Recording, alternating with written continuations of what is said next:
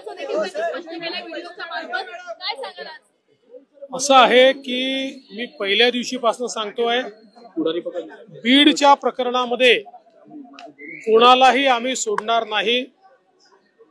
ज्याचा ज्याचा संबंध आढळेल, ज्या ज्या प्रकरणात आढळेल त्या प्रत्येकावर या ठिकाणी कारवाई करण्यात येईल. अतिशय कडक कारवाई करण्यात येईल. गुंडांचं राज्य आम्ही चालू देणार नाही.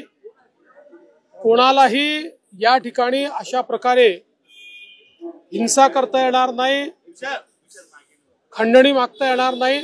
या दृष्टीने तपास अतिशय गतिशील केलेला आहे आणि त्यामुळेच आज त्यांना त्या ठिकाणी शरणागती पत्करावी लागली आहे.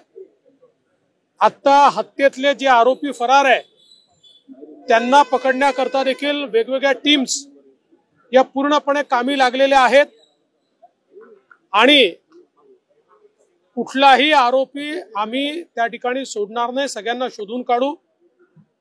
आज स्वर्गीय संतोष देशमुख यांच्या बंधूंची माझी फोनवर चर्चा झालेली आहे.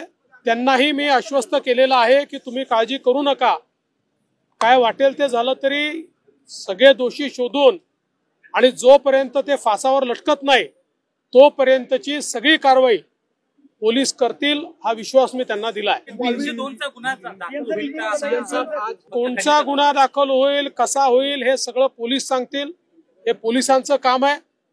जे पुरावे आहेत त्याच्या आधारावर कोणाला सोडणार नाही हे मी स्पष्टपणे सांगितलेलं आहे.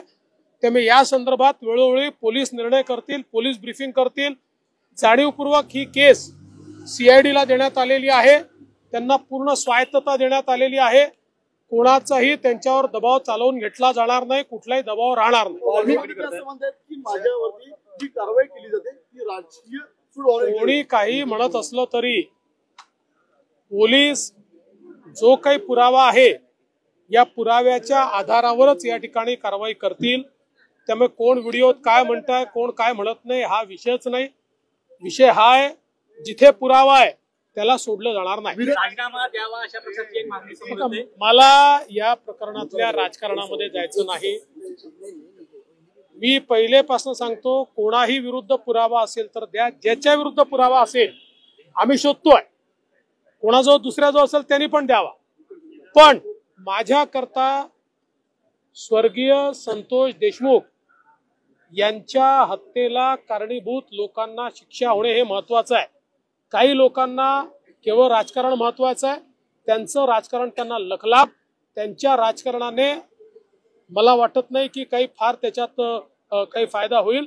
त्यामुळे मला कुठल्याही राजकीय वक्तव्यामध्ये जायचं नाही, त्याचं समर्थनही करायचं नाही, त्याचा विरोधही करायचा नाही. हे राजकारण त्यांनी त्यांच्या ठिकाणी करत राहावं. मात्र आमची भूमिका स्पष्ट आहे. स्वर्गीय संतोष देशमुख यांना न्याय मिळवून द्यायचा, तो आम्ही मिळवून देऊ.